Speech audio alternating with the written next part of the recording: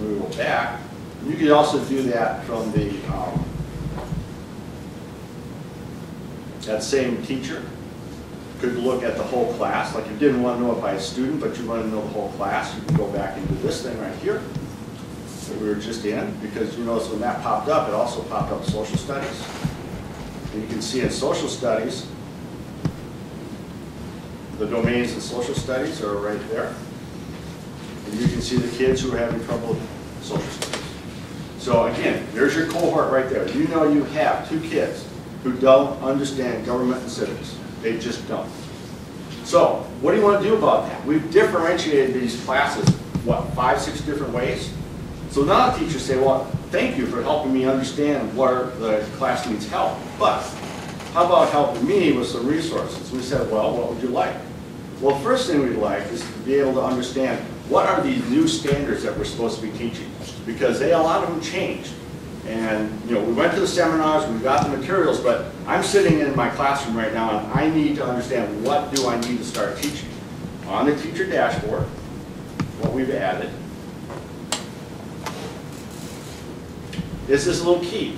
So what teachers can do is they can look at this key, and that key will give them the standards for that course. That course right there, they click on the standard, whoops, click on the key, and up will pop, first got to get on it, up will pop the standards that they have to teach for that course. So these are all your math standards for an 8th grade math student, all right there, broken down, down to the domain level. These are down to the domain level.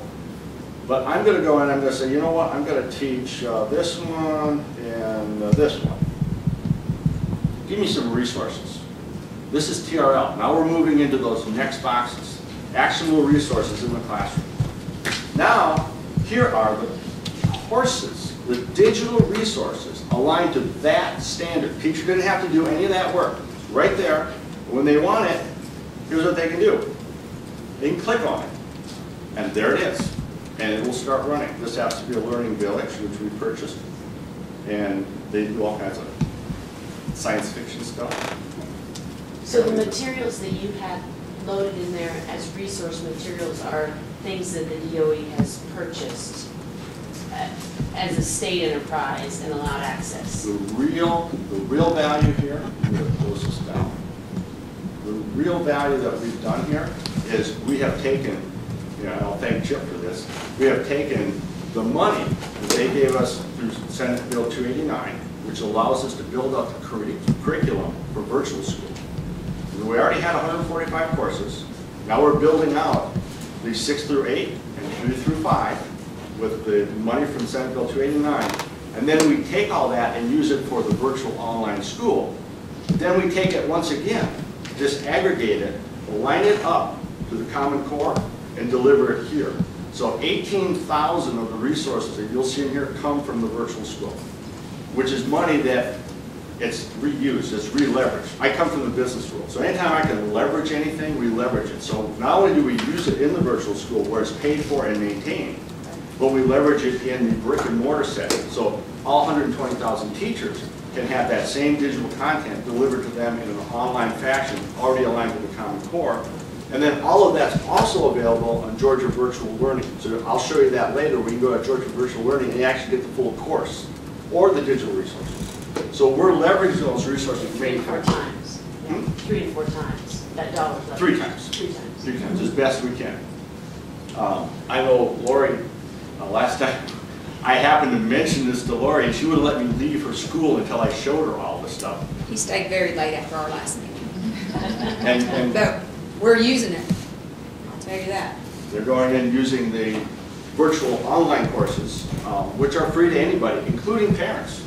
I mean, it's a website you go to, and it's all there. You can just have it. There's no passwords, there's no IDs, it's just available.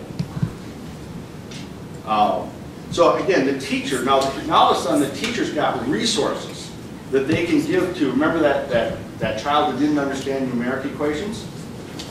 You can actually pick those resources. The teacher can go and say, I want those 2 resources, and I'm going to assign them into a folder. I'm going to go in and put them into that folder right there, and I'm going to save those resources. Now what I want to do is I want to go into LMS, I want to assign those resources to poor Wally. Wally needs help. So I'm going to go in, I'm going to pick this one, and I'm going to assign it to students, and up pop all of my students in all of my sections. And I can say, and again, the reason you're not going to see Wally here is because when you obfuscate data, it happens all the time, so it's hard to follow a child all the way through. So I don't know if I could find Wally or not. But these are the same kids with just different names. But I'm going to pick these kids right here, and I'm going to say, save those resources. Those kids have now been assigned those resources. They can log into a learning management system, take the resources, and they will all come back into LDS right on that same demographics page that you saw before with the student. Okay? This is being worked on. This is in pilot. LDS is out there. TRL is in pilot. We're going to open it up in 3 weeks to the state, not the LMS piece. So remember there's 3 boxes there? That last box will be next fall, but the next 2 boxes will be over the next 2 months. But again, this is what creates that personalized learning environment. Now imagine here's what the student's going to do. I'm going to jump to another, see if I can bring up another.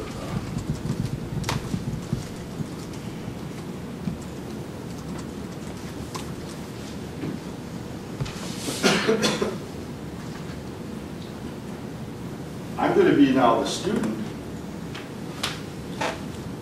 and I'm going to log into my LMS. Now I'm Wally. This isn't Wally. Oh, there's my 3 teachers who have assigned me resources. Here's where I'm at with every one of my resources as far as getting done. You want to see what the resources are? Just go do a view. Here's the resources that have been assigned to that child. Now, I didn't do all that. I did this beforehand. But here's one of the things he's supposed to be doing, mean value theorem. He can click on it. There it is. Interactive, you know, is what kids like doing. So you can go ahead and watch the whole thing happen. The sound's not turned on, so wait a minute. Maybe I can turn it on for you. Look with its base given by b minus a, and its height given by f of c, where c is in the interval ab. We can use these values to calculate the area of the rectangle. Use the slider to vary the value of c. Notice how the area compares to that. But again, jump way too far out there. But again, that's the student now in a personalized learning environment, being able to utilize all those resources. Whoops, I'm really going back. Let me do that one more time.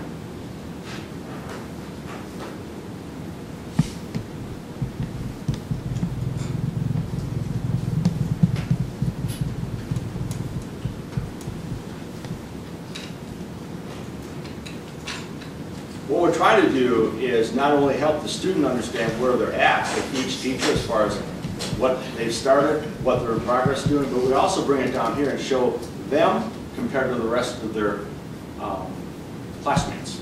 So right away, this student, which is Devin Boyd, can see that he is lagging his classmates. He is not where they actually only have 20% of their assignments not started. 33% of his not started. And he can go in each of his teachers and see where he's doing well, where he's not doing well. And guess what else? The teacher can see all of this too. Can the teacher see the other teachers as well? Can who? Can the John Doe see Ethan Haley's assignments? Yes, yes. And that's the point is all teachers have the same dashboard view, so they can see what everybody else is assigning, and who else has access to this is the parent. So the parent can see all of this. The parent can see all the assignments. The parent can see all the digital resources. So again, trying to bring a confluence of not only the teacher and the student to the same platform, but also bring the parent into the same platform. And the parent logs in through the local SIS, because the local SIS has a parent book, which they manage the IDs and the passwords, so there's not additional ID and password for the parents either. I'm going to shrink this one down. And that portion is supposed to be ready when? The parent portal or the LMS? Yeah. It's fall of 13. So I'm going to go back to Sam. How am I doing on time? I know I'm probably running along already. You're good. You've got kind of built-in time for questions, so we can take questions. Okay. As you go, so just 10 more so I did the teacher, okay, and I gave you kind of like a review. There's more in there, but I want to show you the district level, because as much as this helps teachers, it also helps administrators. So imagine all of that the teacher has and aggregating up to a district level. So I'm going to go into Infinite Campus, and I'm going to be the district level. District level, student information system. They have more functions because they're the district level person, but it works the same way. You want to see your longitudinal history, you click on SLDS, and up will pop an error message because I have to close the browser on this one. So I'm going to re-up the browser, and hopefully this will let me get in. The system doesn't like when you have multiple users in the same browser, and it tends to just blow up. So there I am. I'm going to hit LDS. And what's going to happen now is I'm going to tunnel into, this is the superintendent of Effingham County, 25,000 kids in the district. So now they're looking at 25,000 kids, all different kinds of information. You want to see the 25,000 kids and how they're doing with CRCT test scores? You can look at that. You can break this down any way you want. Compared to state, we've got about 20 different reports that you can break this down by. You can look at enrollment this way. You can look at attendance this way. Just like the teacher looked at attendance, you can do the same thing at the superintendent level, or the school level, or the principal level. Here's attendance across their whole district, and you can actually see a trend on how they've been doing. They actually have gotten much better. That's the entire district. That 18% still represents 2,275 kids who still have more than 10 days of absence. I'm not going to click on that because it takes a while to bring back 2,200 kids, but you actually could bring back those 2,200 kids and break it down by school, because now you're aggregated, so you can start looking at things lots of different ways. And if you really want to drill into this and really understand attendance, you can click on the More button, and it'll come back in just about any format that you want. I'll just show it to you. This way is by elementary, middle, and high. But let's say you really want to do a comparison of your students with disabilities. So I'm going to segment that by students with disabilities. Now, teachers or principals have spent literally days and weeks putting these kind of reports together that they can get with a click of a button now. Literally. Elementary, you drill that down and you can see that where your problems are, your non-students with disabilities, and then your students with disabilities. And you can drill it down by elementary school, so I can actually go down to Barnum. And you can see with and without disabilities, your students with disabilities have, as you might expect, higher absenteeism rate. But again, you can actually drill in that 29% and see the kids at Barnum Elementary who are having an attendance problem, who are students with disabilities. You have the ability as a principal to do this, as a district person to do this. Now imagine the ability, you can really disaggregate your kids, really differentiate your kids with these tools. Very powerful tools. And you can do it with all these different categories, any way you want to do it. So I'm not going to go into all that stuff, because more stuff to show you.